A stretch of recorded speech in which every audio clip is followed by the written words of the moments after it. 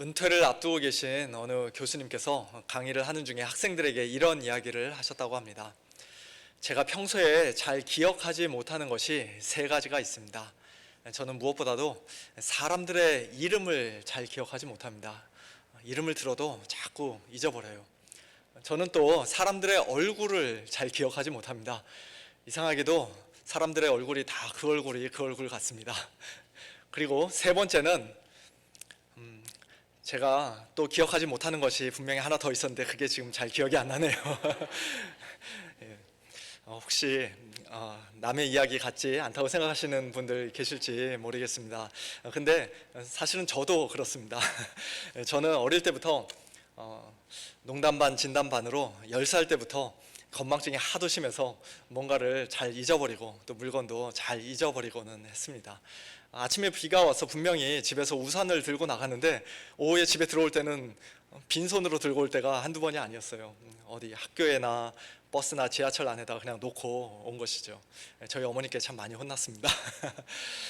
결혼한 후에도 아침에 집에서 나갈 때마다 안경 찾고 열쇠 찾고 지갑 찾고 반지 찾고 셀폰 찾고 맨날 이것저것 찾으니까 하루는 제 아내가 현관 그 문 입구에다가 통을 하나 딱 갖다 놓으면서 이제는 집에 들어오자마자 무조건 모든 소지품들 다 거기에 통 안에 집어넣으라고 그렇게 시켰습니다. 그래서 지금은 이제 한 10년 넘게 그렇게 훈련을 받고 보니까 집 안에서는 뭔가를 찾아 헤매는 일이 많이 줄어들었습니다. 그러나 여전히 건망증이 제가 심해서 뭔가를 잊어버리고 또 물건을 깜빡깜빡 잃어버리고 그럴 때가 있는 것을 혹시 우리 성도님들 중에 눈치채신 분이 있을지 모르겠어요. 예, 건망증이 이렇게 쉽게 고쳐지지가 않더라고요. 우리 성도님들은 어떠십니까? 뭔가를 잘 기억하시는 편입니까? 아니면은 뭔가를 잊어버리고 또 물건도 잘 잃어버리는 그런 편이십니까? 예, 사실 우산을 잃어버리는 것 정도는 좀 아깝기는 하지만 그렇게 큰 문제는 아니죠. 또 사람들 이름을 잘 기억하지 못하고 얼굴을 잘 알아보지 못하는 것 역시도 그것 때문에 가끔 큰 실수를 할 수도 있고 또 당황스러운 일이 생길 수 있지만 그러나 충분히 이해할 수 있는 일입니다. 배우자의 생일을 기억하지 못하고 결혼기념일을 잊어버리고 이렇게 지나간 것은 어떻겠습니까? 예, 물론 어떤 집에서는 굉장히 심각한 일이 될 수도 있겠지만 그러나 대부분의 부부들에게는 그 역시도 그렇게 죽고 살 만한 일은 아닐 것입니다. 오늘 본문에서는 우리가 배우자의 생일이나 결혼기념일을 기억하는 것보다 또는 사람들의 이름과 얼굴을 기억하는 것보다 훨씬 더 중요한 것, 우리 성도들이 결코 잊어서는 안 되고 반드시 기억해야 하는 것이 있다고 말씀합니다. 바로 하나님이 누구신지, 그리고 우리를 위해서 무슨 일을 하셨는지, 그것은 우리가 절대로 잊어서는 안 되는, 꼭 기억해야만 하는 가장 중요한 것이죠. 오늘 본문인 여호수아 4장에는 요단 강물을 말리시고 이스라엘 백성을 건너게 하신 하나님의 그 크신 능력과 은혜를 기념하기 위해 12개의 돌을 무더기로 쌓는 그런 장면이 기록되어 있습니다. 12개의 돌로 세워진 이 돌무더기가 하나인지 아니면 2개인지 그것에 대해서는 성경학자들 사이에서 약간의 논란이 있습니다만 아무래도 2개의 돌무더기가 따로따로 세워진 것으로 보는 게 좀 더 맞는 것 같습니다. 하나는 이스라엘 백성의 각 지파 대표로 뽑힌 12명이 요단강 한가운데 제사장들의 발이 굳게 선 그곳에서 돌을 하나씩 가져다가 자기 어깨에 메고 그날 밤 그들이 유숙할 곳, 즉 길갈에 세웠던 돌무더기이고, 또 하나는 9절 말씀처럼 여호수아가 아마도 자기 혼자서 한 것이 아니라 역시 12명의 그 대표들을 시켜서 한 것 같습니다만 요단 그 강에다가 요단 가운데 곧 언약궤를 맨 제사장들의 발이 선 곳에다가 세우게 했던 12개의 돌입니다. 특별히 요단강 한가운데 세운 돌무더기는 이제 강물이 불어나면은 물에 잠겨서 눈에 잘 보이지 않았겠지만 어쨌든 오늘까지 즉 이 여호수아서가 기록되었던 그날까지 그 자리에 있었다고 말씀합니다. 이와 같은 돌무더기들을 하나님께서 여호수아를 통해 그리고 이스라엘의 그 12지파 각 대표를 통해 세우게 하신 이유는 무엇입니까? 그 이유에 대해 6절과 7절에서는 이렇게 말씀합니다. 이것이 너희 중에 표징이 되리라. 후일에 너희의 자손들이 물어 이르되 이 돌들은 무슨 뜻이냐 하거든 그들에게 이르기를 요단물이 여호와의 언약궤 앞에서 끊어졌나니 곧 언약궤가 요단을 건널 때에 요단물이 끊어졌으므로 이 돌들이 이스라엘 자손에게 영원히 기념이 되리라 하라 하니라. 즉 요단강 한가운데 마른 땅에서 가지고 나온 그 12개의 돌은 이스라엘 12지파와 그들의 자손들이 두 눈으로 똑똑히 볼 수 있도록, 그래서 하나님의 크신 능력과 은혜를 그들이 계속해서 기억할 수 있도록 도와주는 하나의 표징이요 영원한 기념물이라는 것입니다. 21절 이하에서는 그 이유와 목적을 약간 다른 각도에서 이렇게 말씀합니다.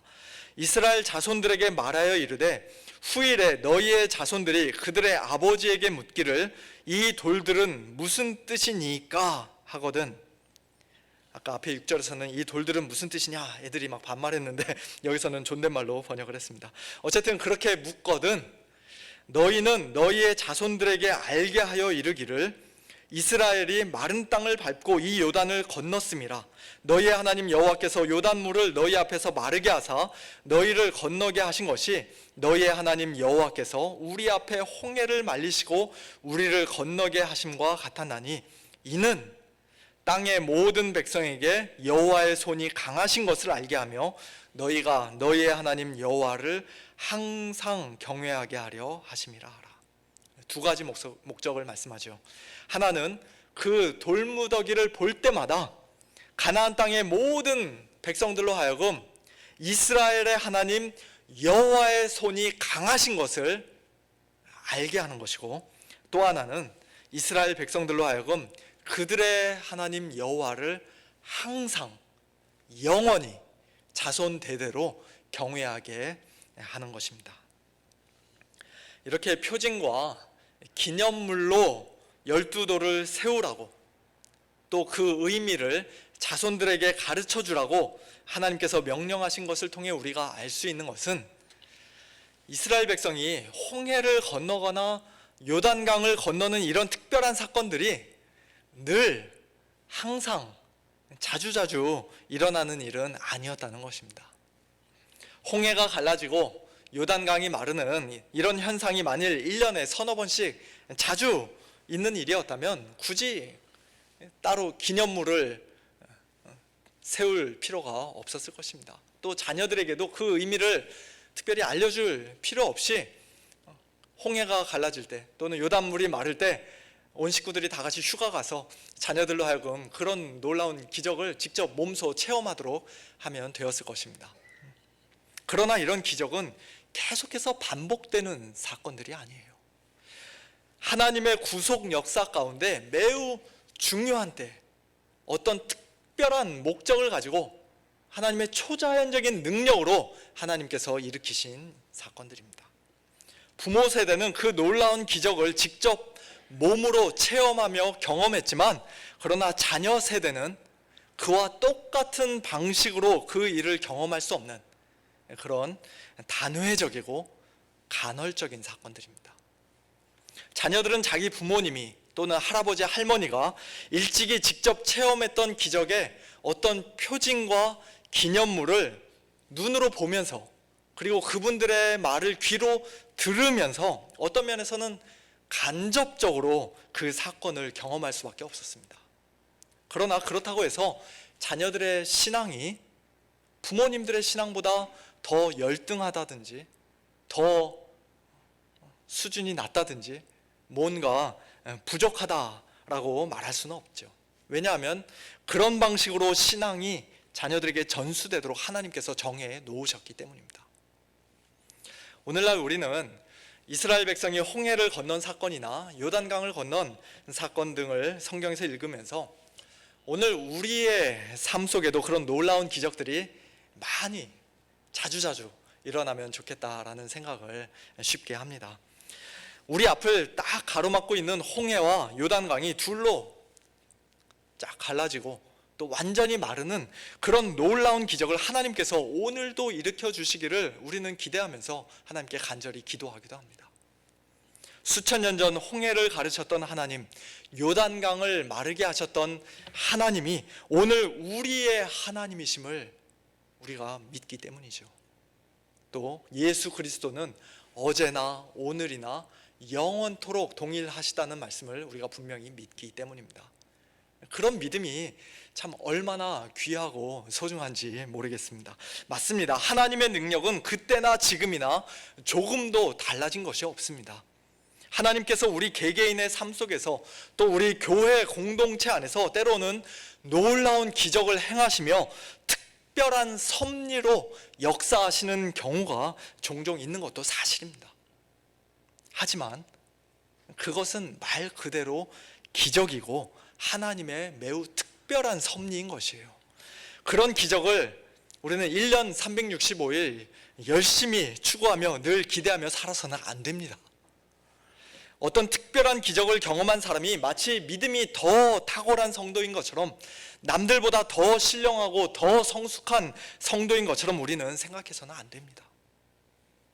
오늘날 우리의 삶 가운데 하나님께서 어떤 방식으로 주로 역사하시는지, 또 오늘 저와 여러분 그리고 우리 자녀들에게 어떤 식으로 믿음을 주기를 원하시는지 우리는 하나님의 그와 같은 경륜을 바르게 알아야 합니다. 하나님께서 일찍이 이스라엘 백성에게 놀라운 기적을 행하시고 그것들을 성경에다가 기록해 놓으신 이유는 오늘 우리 역시도 그와 똑같은 기적을 기대해야 한다고, 그런 기적을 얼마든지 경험할 수 있다고, 그리고 그런 기적을 경험하는 게 자연스러운 일이요 믿음이 큰 성도의 특권이라고 말씀하시기 위해서가 아니에요. 홍해와 요단강 사건뿐만 아니라 구약 성경의 많은 기적들, 그리고 무엇보다도 예수님의 성육신과 예수님께서 행하신 수많은 기적들과 예수님의 죽으심과 부활, 승천, 그리고 오순절 성령 강림, 그리고 사도들의 이적에 이르기까지 그와 같은 모든 것들이 기록되어 있는 이 성경을 하나님께서는 우리에게 하나님의 큰 일을 증거하는 가장 분명한 표징과 기념물로 주셨습니다. 이스라엘 백성의 자녀들이 훗날 12개의 돌들을 봄으로써, 또한 요단강을 건넜던 부모 세대의 말을 들음으로써 하나님을 믿게 되고 하나님을 경외하게 되었던 것처럼 오늘 저와 여러분 역시도 성경에 기록되어 있는 기적들을 또다시 똑같이 직접 경험함으로써가 아니라 그 모든 것을 이미 직접 경험했던 증인들의 신뢰할 만한 기록인 성경을 통해, 그리고 그 성경과 더불어 역사하시는 성령을 통해 예수님을 믿게 되고 하나님을 경외하게 된 것입니다.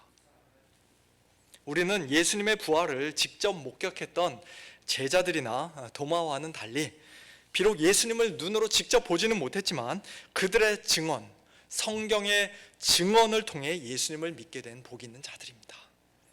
예수님을 한 번도 본 적이 없고 지금도 보지 못하고 있지만 그럼에도 불구하고 우리는 예수님을 믿고 예수님을 사랑하고 또 예수님께서 우리에게 주시는 그 구원으로 인해 말할 수 없는 영광스러운 즐거움으로 기뻐하는 그런 놀라운 은혜를 입은 자들입니다. 요한복음 20장 마지막에서 사도 요한은 자기가 요한복음을 왜 기록했는지 이렇게 말씀합니다. 예수께서 제자들 앞에서 이 책에 기록되지 아니한 다른 표적도 많이 행하셨으나 오직 이것을 기록함은 너희로 예수께서 하나님의 아들 그리스도이심을 믿게 하려 함이요 또 너희로 믿고 그 이름을 힘입어 생명을 얻게 하려 함이니라. 그리고 이것은 요한복음뿐만 아니라 66권의 모든 성경이 다 마찬가지죠. 우리 각자가 다 어떤 놀라운 기적을 직접 경험하고 어떤 신비한 체험을 해야 예수님을 비로소 믿게 되고 영생을 얻게 되는 것이 아니라 기록된 하나님의 말씀인 신구약 성경을 통해 우리 모두는 예수님을 참되게 믿고 그 이름을 힘입어 생명, 곧 영생을 얻습니다. 사랑하는 성도 여러분, 오늘 우리는 과연 어떤 종류의 기적을 기대하고 있습니까? 아까도 말씀드렸습니다만 저는 오늘날 하나님께서 기적을 행하실 수 있다는 사실 자체를 부인하는 것이 아닙니다. 하나님의 특별한 섭리 가운데 또는 우리가 믿음으로 드리는 그 기도의 응답으로서 하나님께서는 우리 중 어느 누군가의 불치병을 깨끗이 낫게 하실 수도 있고, 또 우리 힘으로는 도저히 불가능했던 그런 놀라운 일들을 하나님만이 하실 수 있는 방법으로, 기적적인 방식으로 해결해 주실 수도 있습니다. 그런 간증이 특별히 저희 부모님에게 굉장히 많아서 저는 어릴 때부터 그런 간증들을 많이 들으면서 자랐습니다. 그리고 저와 제 아내의 삶에도 그런 크고 작은 간증들이 많이 있고, 또 우리 성도님들의 삶 가운데도 그와 같은 간증들이 많이 있을 줄로 믿습니다. 그러나 그럼에도 불구하고 우리 자신의 그런 개인적인 간증과 어떤 영적 체험이 모든 성도들에게 다 똑같이 있어야만 되는 것은 아니에요. 자신의 개인적인 체험과 간증을 기준으로 다른 사람들의 신앙을 우리가 함부로 평가하거나 판단해서는 안 됩니다. 자신의 신앙이 남들보다 훨씬 더 높고 깊고 뛰어난 것처럼 우리가 교만해서도 안 됩니다. 사도 바울은 셋째 하늘에까지 다녀올 정도로 그런 놀라운 신앙 체험을 했고, 또 엄청난 계시를 하나님께 받은 사람이었지만, 그러나 자기가 보고 온 그 셋째 하늘에 대해, 삼층천에 대해서는 단 한마디도 하지 않았습니다. 오직 예수 그리스도의 십자가와 부활의 복음만을 그는 담대하게 증거했을 뿐이에요. 기독교 신앙이 사도 바울 혼자만의 사적이고 개인적이고 주관적인 것이 아니라 모든 성도들이, 모든 참된 교회가 다 같이 함께 공유할 수 있는 공적이고 공동체적이고 객관적인 것이기 때문입니다. 오늘 본문에서도 이스라엘 백성들이 자기들 마음에 드는 돌을 아무거나 아무 데서나 가져다가 여기저기 자기들 나름대로의 기념비를 우후죽순 막 세웠던 것이 아니라 하나님께서 명령하신 대로 전체 이스라엘 백성 12지파를 대표하는 12명의 사람이 마른 땅이 된 요단강 바닥에서 돌을 하나씩 가져와서 길갈에다가 한 무더기로 쌓은 것을 우리가 보게 됩니다. 즉 어느 한 지파만의, 어느 한 개인만의 사적인 신앙 고백이 아니라 이스라엘 백성 전체의 공통된 신앙 고백이라는 것이에요. 마찬가지로 오늘 우리의 신앙도 어느 한 사람만의, 어느 한 교회만의, 어떤 한 교단만의 그런 구별된 소수의 그와 같은 신앙이어서는 안 됩니다. 개인적이고 주관적인 어떤 신비 체험이나 영적 체험에 기반을 두고 뿌리를 둔 신앙이어서는 안 됩니다. 12제자로 대표되는 예수님의 사도들과 선지자들의 터 위에 교회가 세우심을 입었다고 에베소서 2장 20절에서는 말씀하는데요, 그 사도들과 선지자들이 성령의 감동으로 기록한 성경 말씀 위에 오늘 우리의 신앙이 견고히 세워져야 합니다. 어떤 개인적인 체험도 성경보다 더 앞설 수 없고 성경보다 더 높은 곳에 있을 수 없습니다. 아무리 대단한 영적 체험이라도, 아무리 은혜로운 간증이라도 그 모든 것은 결국 다 성경 말씀에 비추어 판단을 받고 검증되어야 합니다. 그래서 만일 하나님의 말씀과 충돌이 된다면, 또한 하나님께서 영광을 받으시는 것이 아니라 나 자신이 영광을 취하게 되는 것이라면 그런 간증과 체험은 사실 아무런 가치가 없는 것이에요. 혹 개인적으로는 작은 기념품으로 자기 호주머니 속에 좀 넣어둘 수 있을지는 몰라도 교회 공동체 앞에서는 그것을 함부로 꺼내거나 자랑하거나 다른 사람들에게 강요해서는 안 되는 것입니다. 우리 서문교회 모든 성도님들의 믿음이 그리고 우리 자녀들의 믿음이 이처럼 하나님의 진리의 말씀, 성경 말씀에 굳게 뿌리 박은 믿음이 되기를 소원합니다. 역사적으로 또 공간적으로도 이 땅의 모든 참된 교회와 하나님의 그 모든 백성이 다 같이 함께 공유할 수 있는 사도적인 신앙, 성경적인 신앙 고백을 통해 예수님을 바르게 믿고 하나님을 항상 경외하는 우리 모두가 다 될 수 있기를 우리 주님의 이름으로 축원합니다. 하나님께서는 이처럼 성경이라는 가장 분명한 표징과 기념물을 우리에게 주셔서 그 말씀을 들음으로써 우리로 하여금 예수님을 믿고 하나님을 경외하게 하셨는데요. 그러나 동시에 우리의 연약함을 너무나 잘 아시는 하나님께서는 또한 우리가 눈으로도 볼 수 있도록 가시적인 표징과 기념물을 우리에게 주셨습니다. 그것이 바로 우리 개신교의 두 가지 성례인 세례와 성찬입니다.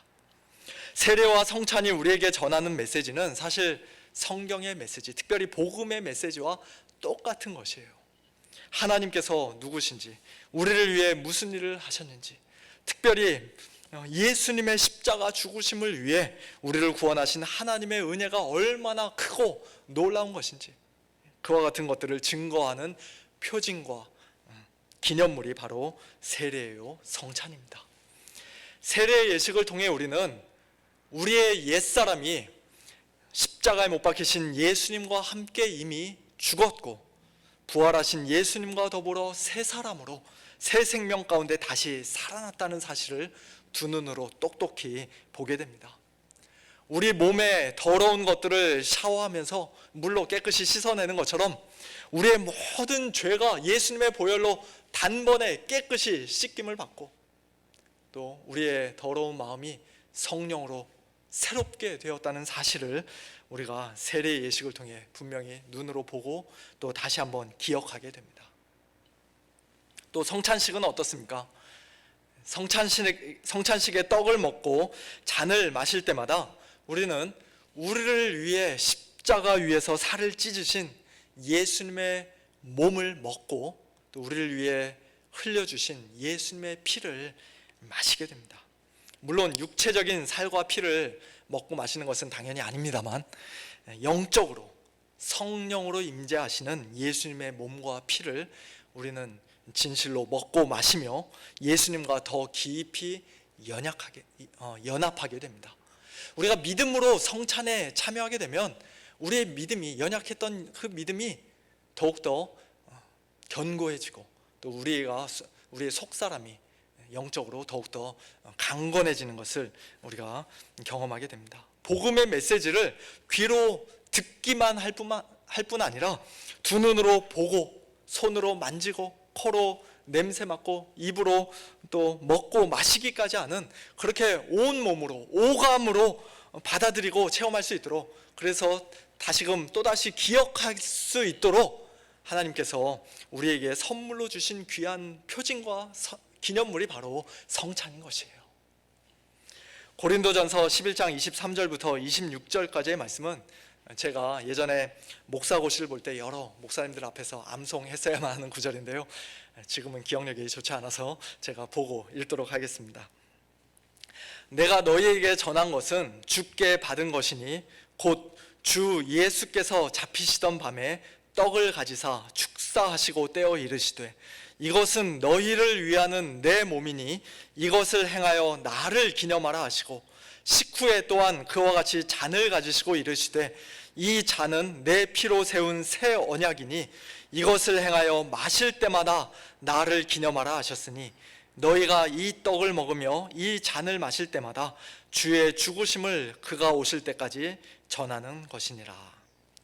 이것을 행하여 나를 기념하라, 나를 기념하라, 두 번이나 반복해서 말씀하시죠. 성찬을 통해 예수님을, 특별히 예수님의 죽으심을 기억하라는 것입니다. 그리고 성찬식에 참여하여 떡을 먹고 잔을 마시는 것은 주의 죽으심을, 곧 십자가 복음을 우리가 전하는 것이라고 말씀합니다. 이 돌들은 무슨 뜻이니까? 아니, 이 떡과 잔은 무슨 뜻이니까 질문하는 우리 자녀들에게뿐만 아니라 더 나아가 이 세상 사람들에게도 담대히 복음을 전하는 통로가 바로 우리가 성찬식을 행하는 것이라는 것이에요. 말씀이에요. 예전에 주중 아침 말씀 영상을 통해서도 제가 말씀드린 적이 있는데요, 제가 우리 서문교회에 부임해 오고 나서 아직까지 단 한 번도 세례식과 성찬식을 거행하지 못한 것이 참 너무나도 아쉽고 안타깝습니다. 이제 조만간 코로나가 다 끝나고 완전히 안전해지면 하나님께서 우리에게 가시적인 표징과 기념물로 주신 이 은혜로운 성례들을 가능한 한 좀 더 자주 행할 수 있으면 좋겠습니다. 이제 말씀을 맺겠습니다. 오늘 여호수아 4장에서 12명의 사람들이 12개의 돌을 취하여 돌무더기를 쌓는 이 역사적인 장면을 통해 오늘 우리에게 주시는 몇 가지 교훈을 생각해 보았습니다. 하나님께서는 모든 사람들에게 똑같은 기적을 늘 계속 반복해서 행하시는 그런 방식이 아니라 놀라운 기적을 경험한 부모 세대가 하나님의 명령에 순종하여 세운 표징과 기념물을 통해, 그리고 부모님들의 신실한 신앙 교육을 통해 자녀들에게 그 동일한 신앙이 전수되도록 하신다는 사실을 배웠습니다. 그리고 그 신앙은 어느 한 개인, 어느 한 지파의 주관적이고 사적인 신앙이 아니라 이스라엘 공동체 전체의, 교회 전체의 공통된 신앙이요 공적인 신앙이었음을 우리가 보았습니다. 오늘 우리에게는 하나님의 말씀인 성경이 그와 같은 역할을 합니다. 그리고 성례, 즉 세례와 성찬이 또한 교회 공동체 전체를 위한 가시적인 표징과 기념물로 세워졌습니다.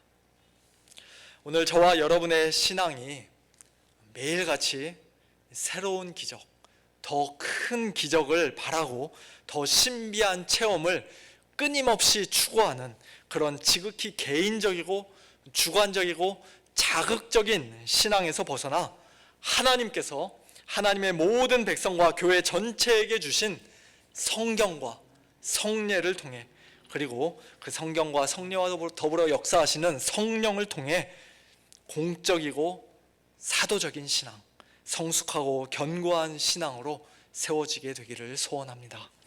그리고 예수님을 참되게 믿고 하나님을 경외하는 우리의 믿음이 우리 부모님들 세대에서 멈추고 끊어지고 단절되는 것이 아니라 우리의 자녀들, 손주들에게까지도 대대손손 계속해서 이어지게 되기를 소원합니다. 그 일을 위해 우리 자녀들에게 하나님의 말씀을 집에서도 부지런히 가르치고 또 담대하게 복음 전하며, 혹시라도 지금 믿음에서 떠나 잠시 방황하는 자녀들이 있다면 그들을 위해 눈물로 간절히 기도하는 우리 모든 부모님들, 우리 모든 성도님들 다 되시기를 우리 주님의 이름으로 축원합니다. 함께 기도하겠습니다. 하나님 아버지, 감사합니다. 오늘 저희들의 눈앞에 요단강 12개의 돌로 세워진 표징과 기념물은 없지만 그보다 훨씬 더 확실하고 훨씬 더 분명한 하나님의 진리의 말씀, 성경을 저희들에게 주시고 또한 성례를 주셔서 저희들로 하여금 하나님을 참되게 믿고 또 하나님을 항상 경외하는 그런 복된 자들 되게 하시니 감사를 드립니다. 이 세상 다른 많은 것들은 저희들이 다 기억하지 못하고 또 잊어버릴지라도 하나님이 누구신지, 무슨 일을 행하셨는지, 특별히 예수님을 통해 저희들을 어떻게 구원해 주셨는지, 하나님의 그와 같은 크신 능력과 은혜와 사랑은 저희들이 늘 기억할 수 있기를 간절히 소원합니다.